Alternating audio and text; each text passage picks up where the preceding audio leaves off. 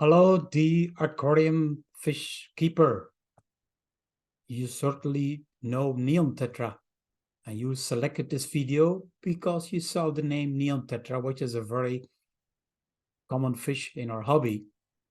And most of them are tank raised or pond raised. This one had a particular problem, which I'll explain in the coming minutes with my microscopic findings, my microscopic observations and videos, and my conclusions, what you can do about it. So I hope this helps you to understand this kind of fish disease of a neon tetra with deformed scales, swellings, and an infection. Case 201 of my fish disease cases. Books on fish disease, well, I explained it in my previous videos. You're welcome to buy them because they're very helpful for you to understand fish diseases. And here we see the Neon Tetra. Most of them look okay. Here is one. You can see the deformation, the swelling at the mouth, the bad tail, some damage at the body. And most of them look okay, but look at this one. This one was not normal. There were some other ones which were not normal. Here we see again a video of this one here. Look at the tail gun. Look at the damage on the scales. Scales are the body color. Here on top is another one. Here he is. So I will try to take scrapings from a fish like that. And of course, taking a part of the swelling of the mouth, from the mouth of that Neon Tetra. And we just found some, no particular parasite, we just found some excessive tissue, some excessive growth of the tissue, swelling from what?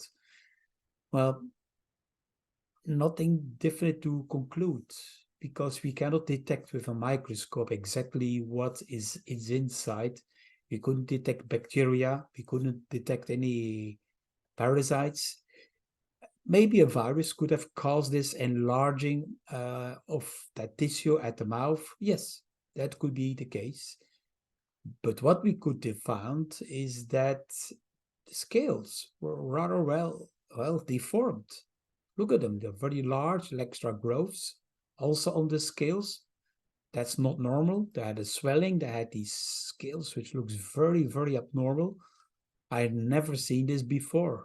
That's why it's so interesting for me to have a case like this. See that scale. Here is a little part that looks normal, but look at this. All those extra tissue growths on it. And well, here is a video where I show you when I move my lens that you can see the different levels, that how thick that excessive tissue is on the scales, this malformation. Very strange. We checked the gills. Well, they were badly damaged. You can see here that the lamellae gone. Here you see the fusion and all the tissue which is mixed together as a big mass that could be possibly bacteria. We saw the internal organs like the liver in very bad condition. The spleen was very small. Well, those were the observations which we could make with the microscope. Deformations, gills and organs in bad conditions. Bacterial infection could play a role, particularly see the bad gills. And the gills, of course, when they are not functioning well, the fish will die quickly. Maybe an antibacterial treatment can help, especially to cure the gills, maybe, because some of the fish looked very well in the aquarium and a few will look bad. So you better maybe take out the very bad ones, put them asleep, and take care of the good and healthy ones, which might have nothing or very little disease.